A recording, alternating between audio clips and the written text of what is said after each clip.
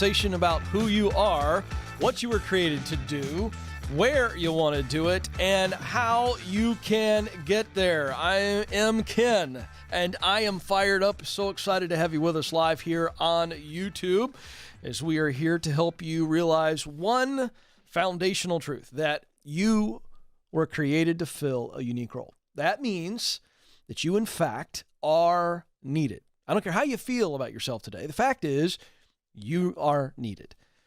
But that comes with a tremendous responsibility, and that means that you must do it. Do it being be you. You must contribute. The world needs what you were created to do. So we're going to get to your calls a little bit later, plus we got some really interesting information about the power of failure. Let's get right to that. So, new article from the Scientific American. The headline jumped out at me, and I said, I got to share it with my folks.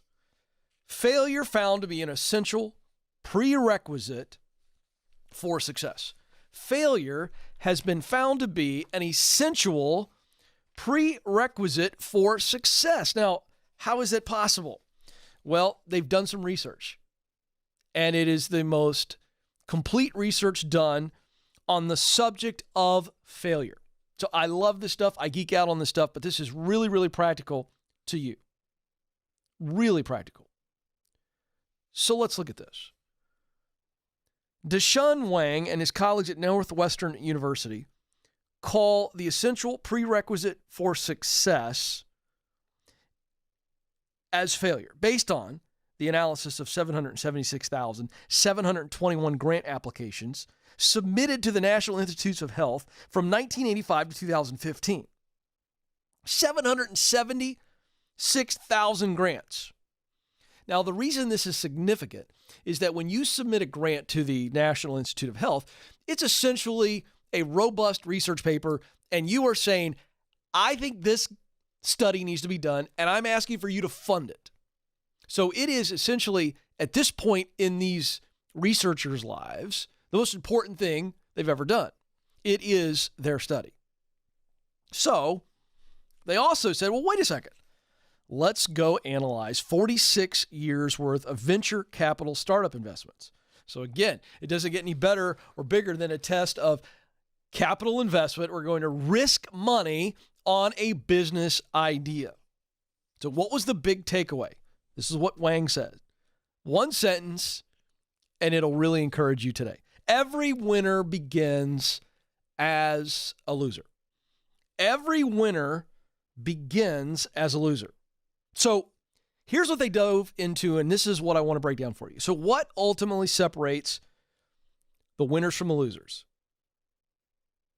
It's not persistence. I think some of you would say, well, you know what? The people who were successful, they just didn't quit. Well, it turns out that the people who weren't successful didn't quit either. So it's not persistence. It's not persistence. So what is it? It turns out that the persistence only works if you are paying attention to why you failed. So it's not just, okay, I failed, now I'm going to get back up on the horse. The issue is, why did I fall off the horse? Was I riding the horse too quickly? Was I not holding on to the horse's reins? Did I not control the horse properly? Did I not sit in the saddle properly? You get the idea. You have to understand why you failed.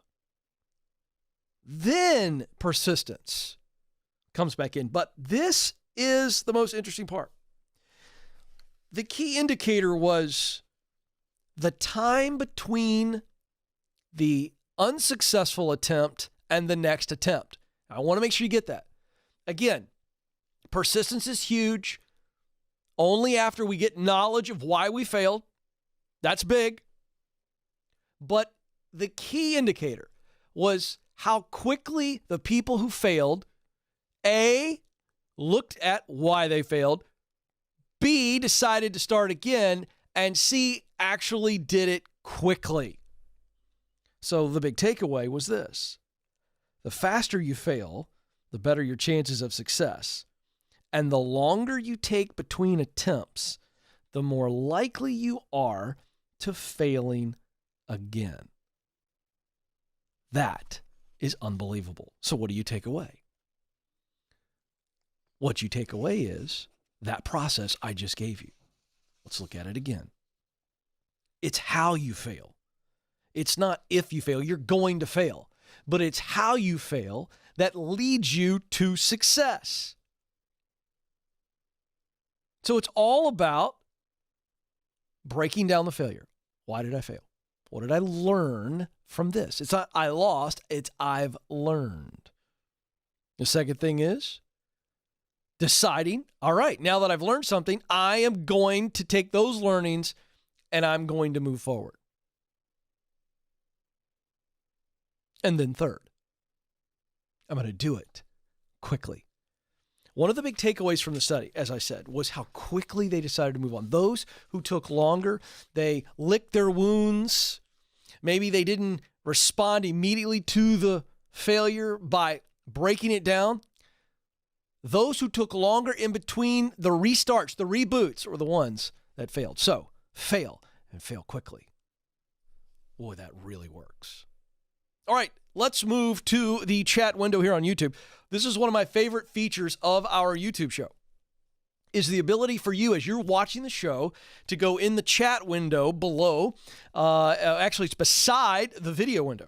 And you can submit your questions. You may be thinking about something, maybe something that I say in the course of the show, or you hear another caller say. You can submit your questions, and we're going to get to those. Coming up in a little bit, we're going to get to your phone calls, 844-747-2577. Some of you would rather talk to me. If your question is more complex, then we probably need to get you on the phone. But if it's straightforward and direct, then we will attempt to answer it here in the chat window. The phone number again, 844-747-2577. That's 844-747-2577. Let's go to the chat room. Daniel writes in, how do I deal with age discrimination from being too young when looking for work? Now, I wish I had some more information here. And so we're going to attempt to chat back and forth here on the air. But when someone is basically saying to you, you are too young, I think essentially what you're really facing are two things. Let's look at the external and the internal. Okay? Because I don't believe in an age discrimination because you're too young. I just don't believe that. What I do think is you may not have enough experience. That would be an external factor. So they're saying to you, you don't have enough experience. Now, if you can show them that you have the experience that they're looking for, and they still say, you know what, at the end of the day, you're 19, you're 20, you're 21, you're 22, 23, we need a more mature person here because of the nature of working with the whatever their explanation is, then you're going to have to be a big boy in this situation, Daniel, and you're going to have to be okay with the fact that this isn't the right place for you. But let's look at the internal factor that is making you ask a question like this. How do I deal with age discrimination from being too young? I would tell you that I think you've got a big dose of doubt. A big dose of doubt.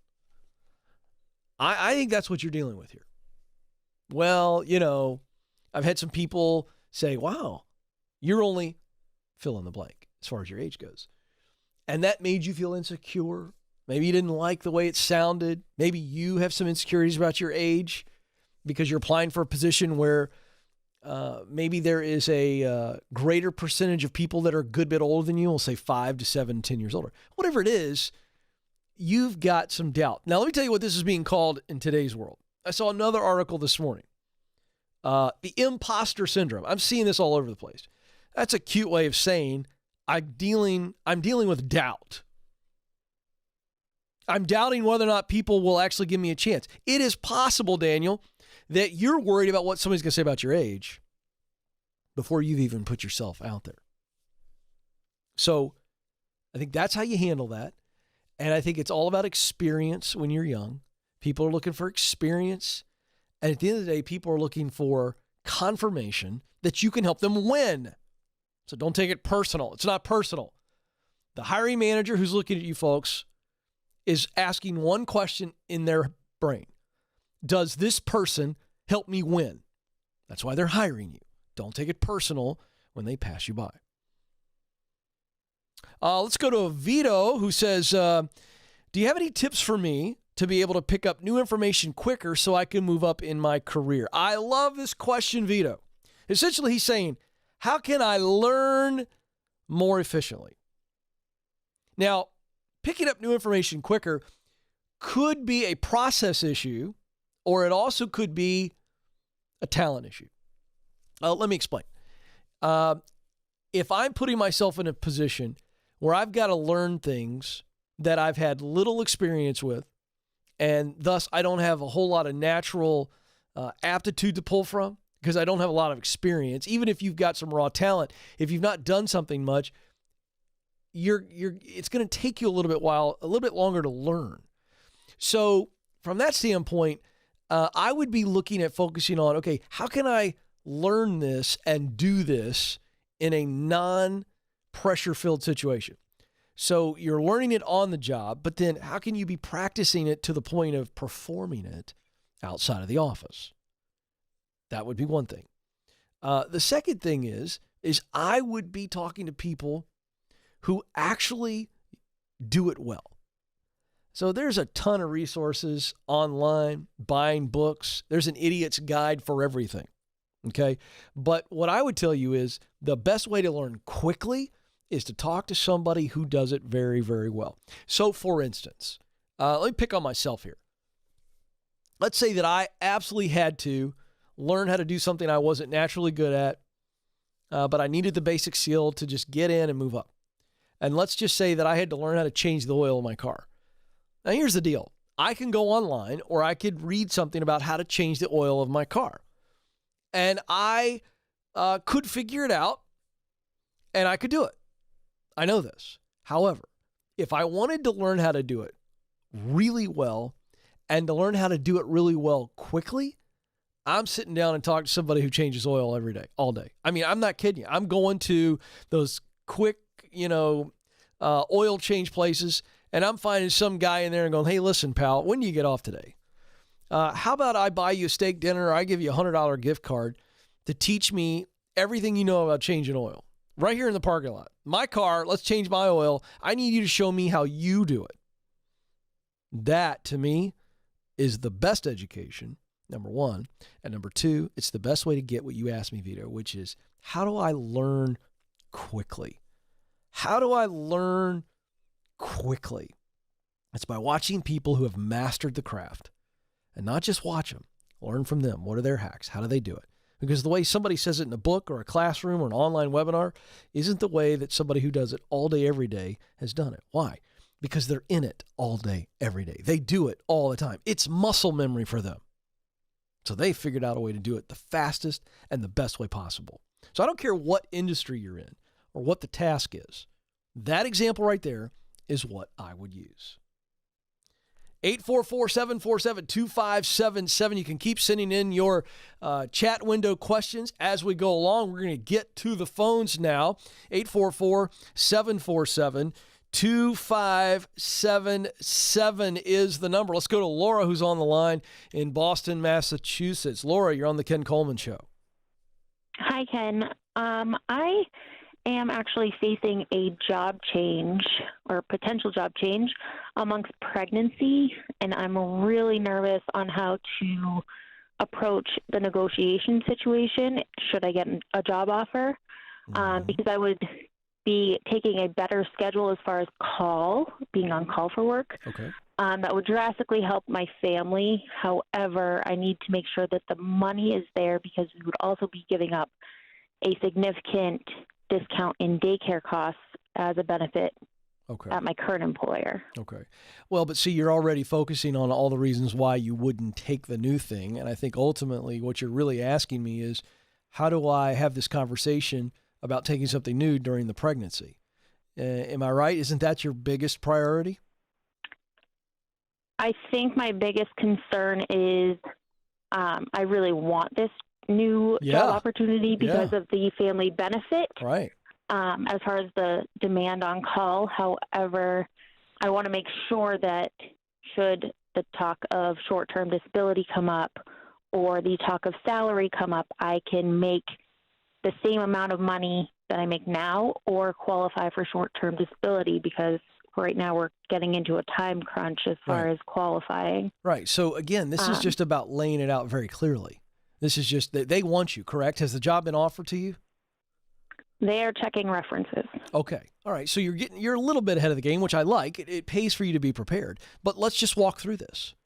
So let's just assume that they call you later today. Let's fast forward. They call you and say, hey, Laura, we checked your references. Wow. Seems like we're getting a world-class person and we want to offer you the job. And so we're going to submit to you a proposal later today. It'll outline benefits, obviously the job description, and the pay and all that good stuff. Are there any questions you have before we prepare and send those documents? What are you going to say? What are my qualifications that I would need to meet in order to qualify for short-term disability given a pregnancy? Right. And I would have to wait for them to give a formal number as far as salary. Right. So basically it's maternity leave. You keep calling it short-term disability. Is it not maternity leave? It is, but it's the monetary short-term disability factor. I can take the maternity leave is no problem. It's a matter of whether my family will be able to do it with pay or without pay. Okay, gotcha. I see. Because we still need to afford to send my firstborn to daycare. But you're not pregnant now. You're just saying we still want to continue to have babies, and I want to know what that looks like. Oh no, I'm pregnant now. Oh, you're pregnant now. We're due in May, so I'm just concerned that if I start in February, I may not meet that 90-day window. Got it. Okay, that's okay. There was a lot of details coming at me. Thank you for refreshing me. So here's the deal. You just have to be upfront with them on that. Just say, hey, here's my situation. They know you're pregnant. I'm assuming somebody does that interviewed you. So this is not a big surprise to them. So I don't feel like you're dropping some weird, awkward bomb on them. I think you just say, hey, I got a couple questions before we move forward or as we move forward. As you know, I'm pregnant.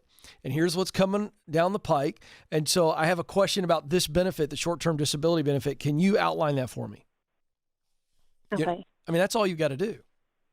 And then as far as salary goes, I'm looking at an $11,000 daycare increase in cost and income tax in that state would be different. So as far as compensation goes, salary goes, am I supposed to be negotiating my annual income? No. Or my hourly? Because right now I'm making about $30,000 just in overtime where I am now. Right. Well, in this situation, are you moving to an hourly job as well? It would be an hourly job, still with on-call responsibilities. The on-call responsibilities, however, are drastically less. Right. So it's less overtime. Correct. Yeah. So here's the deal. You don't have a lot of negotiation room, in my opinion. But here's what you do have. You have some boundaries that you can set. So let's say, back to the phone call, they call you and they say, okay, Laura, we think you're great. We want to make you an offer. If they don't tell you what they're going to offer you, they can offer you, and they've got a price in mind. Okay. And so once they make the offer to you, you have to then compare that to your current situation. And if the hourly increase, so I'm answering your question, you're an hourly wage person. So you're focused on not your annual, but what your hourly is. But then you've got to factor into that less overtime. And so you know what that number needs to be. And if they don't give you an offer that's near that number that would then help you with that increase in the childcare, then you can say to them, hey, listen, I really want to be here. I want to take this. I love this position because of this, this, this, and this. Here's the challenge. In order to take this job, I've got more childcare coming on, and I can't absorb this right now. I'd love to take it. I'm not negotiating, but I would need to make this much per hour to be able to justify taking this offer.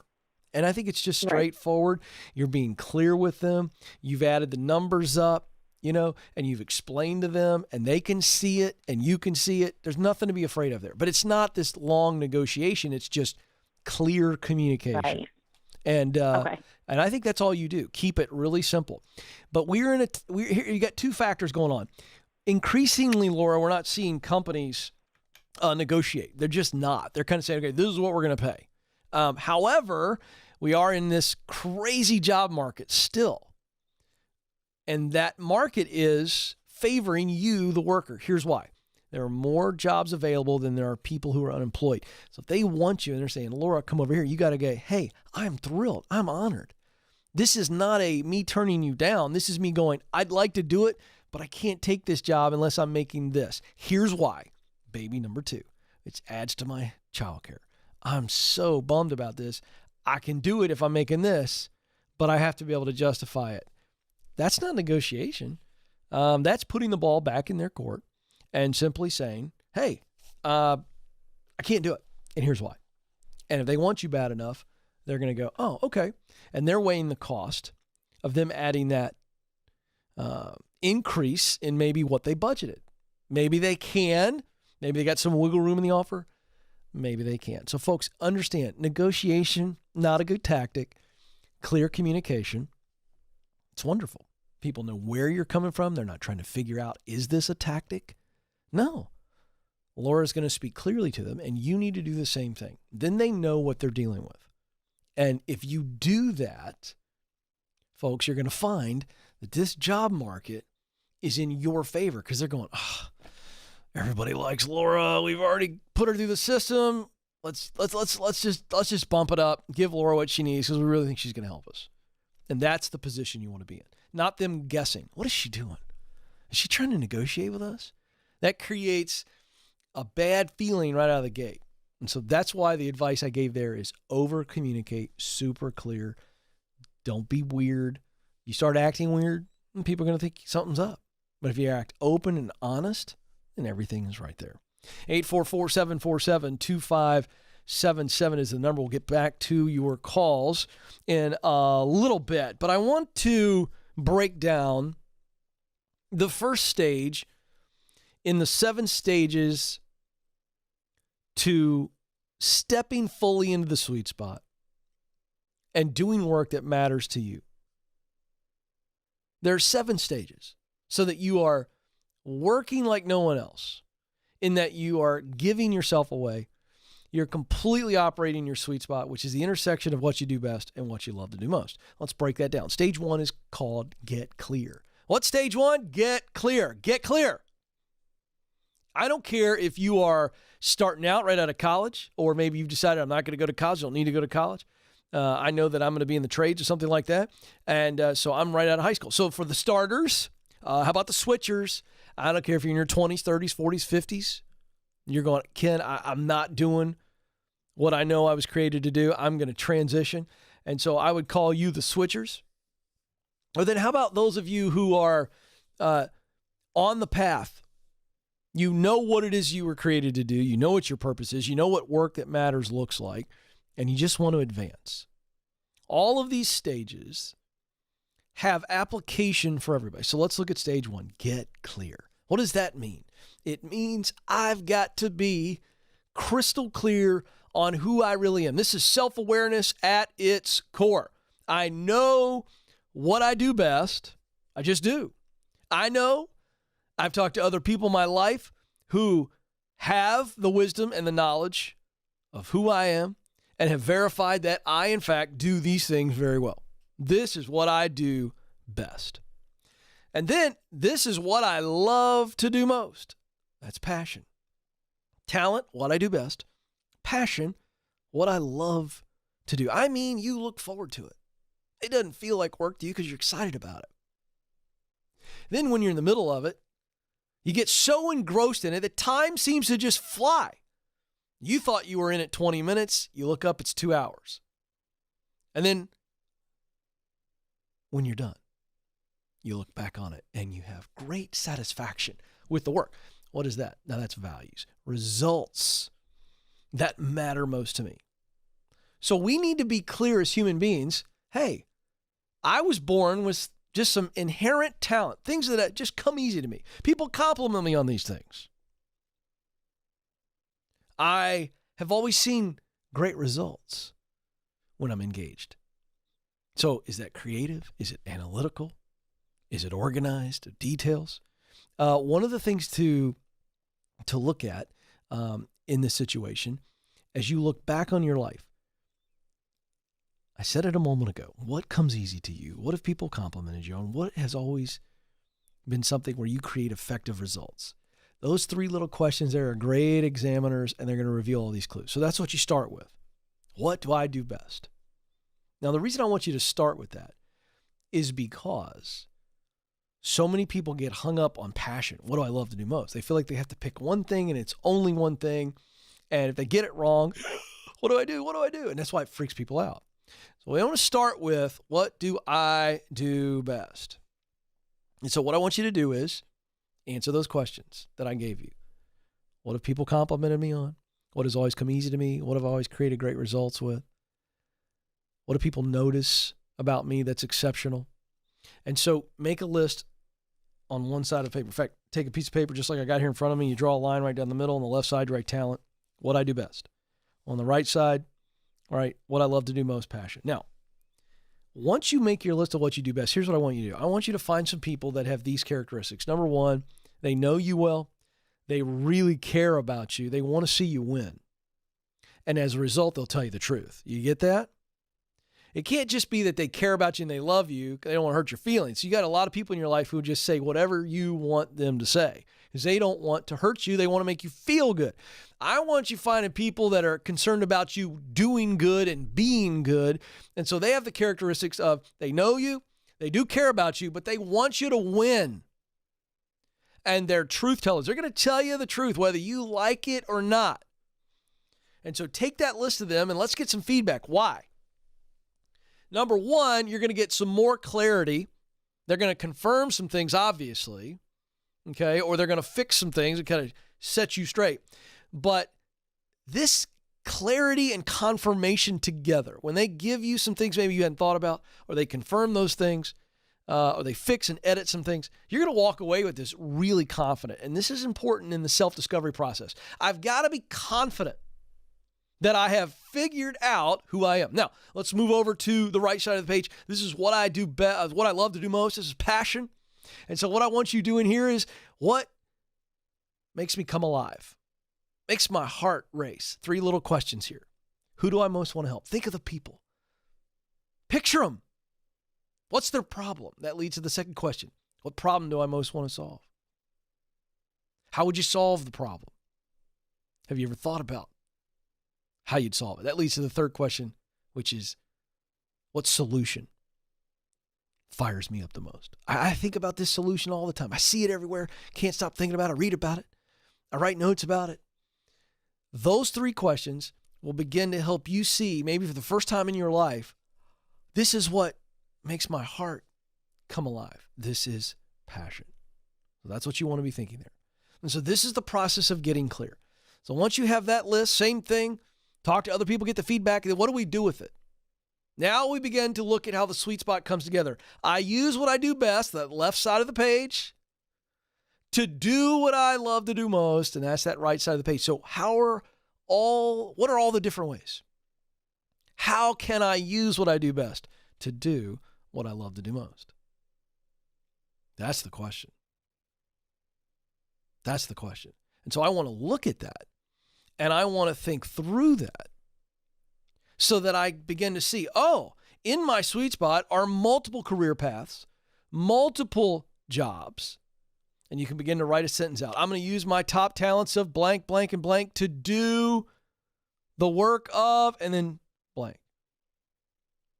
And you look at that and you rewrite it and you rewrite it and you rewrite it, and all of a sudden you're going to see, wait a second, there are multiple ways I can use my abilities of analytical skills and details and processes to help instruct people. Whatever your sentence is, you'll begin to see all the different ways that you can live and work in your sweet spot. So that's the process of getting clear. 844-747-2577 is the number, 844-747-2577. Let's go back to the phones. Doug is on the line in Greenwood, Delaware. Doug, you're on the Ken Coleman Show. Hi, Ken. First off, thanks so much for what you're doing. Oh, thank you. Thank you. I appreciate that. I discovered you through Dave Ramsey and his program, and really appreciate all the stuff that I've been able to read on your website. And I was at Barnes & Noble on Saturday and got your Proximity Principle book and put it on hold at the library, so I'm excited to start that. All right. But anyway, I just started listening to your show because I'm considering a complete career change. So currently, I teach elementary technology and Dave's Foundation in Personal Finance class to a group of high schoolers. I have my master's and have been teaching at my church's day school for 7 years, and it's where I attended all K through 12 of my education. I enjoy it, and I feel extremely loyal to it. And then a financial advisor job offer came to me, which sounds like something else I'll really enjoy, and something that I could do well at. Yeah. My passion is helping people, so both of those things kind of play into that. Right. I guess my question is, I love my current place of employment, but have the potential to earn a lot more money somewhere else, plus a more flexible schedule and working from home and stuff like that.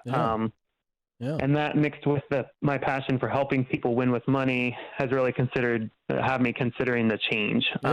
So after going through my personal and family goals, pros and cons list, how loyal do I need to be to my place of employment currently? You only need to be loyal to your current place of employment while you're working for them. But if a great opportunity comes to you, it doesn't make you disloyal to say, wow, that's a much better opportunity. That leads me to my career goals, my financial goals, my relationship goals. I mean, everything you just listed out for this new opportunity, Doug, is fantastic. It seems to me it checks all the boxes of not just being a smart move, but being the right move. Am I right? Yes. I'm just struggling with feelings of disloyalty still. I get it. I know, but my point is your feelings are wrong. Okay. You're not being disloyal. Is that the only place you can work the rest of your life, Doug?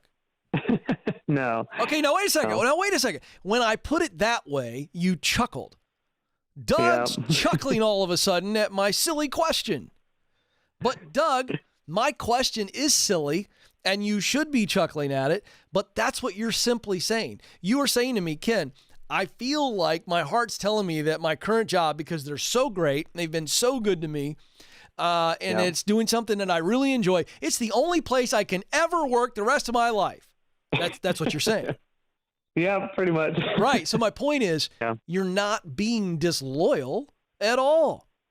You're not even being a jerk. You have had a great opportunity for you to grow personally, professionally, financially, and it is a great offer, and it is a better opportunity. Yes or no? Yes. And so you should do it, and you shouldn't feel bad. I think what you're realizing is you love these people that you work with now. You love the place, and you're going to be a little sad to say goodbye. I'm very sad, yeah. Yeah, so let's identify what the real emotion is. Because you're sad, you start to feel bad about leaving these people. Yep. All right, now here's one more. That makes complete sense. Right, but here's one more qualifying question, and I'm not trying to make you feel bad, but I want you to answer this. Okay. Is that place going to go out of business? Are they going to just pull their hair out and fall down on the ground crying and screaming when Doug resigns? No. No! They're going to be okay, aren't they, Doug? Yeah. All right, Doug. Take the offer. Exit well. I know you are. You've got a massive heart. You're a good dude. And so you just go in there and say, hey, I got a great opportunity for the next season of my life. And the great news is it's all these things. The bad news is I love this place. I love you folks. And I'm going to miss you. But great news, I got a cell phone. We can text. We can call. We can FaceTime. We can still go to lunch and do coffee. It's not like I'm never going to see you the rest of my life. And let's just make this what it is. It's the next chapter. And you need to walk into it with absolute, utter confidence. I love that question, folks, but a lot of you are facing new opportunities. And some of you won't take these opportunities because you feel bad about moving forward because you're going to have to leave some people behind. And folks, let me tell you this, a final word today. If you're going to live and work on purpose, you better acknowledge this stinky little fact. There are going to be a lot of people who are in your life currently who will not go with you in the future. But you don't owe them anything. You better not be stationary. You better be moving forward, whether they can come with you or not.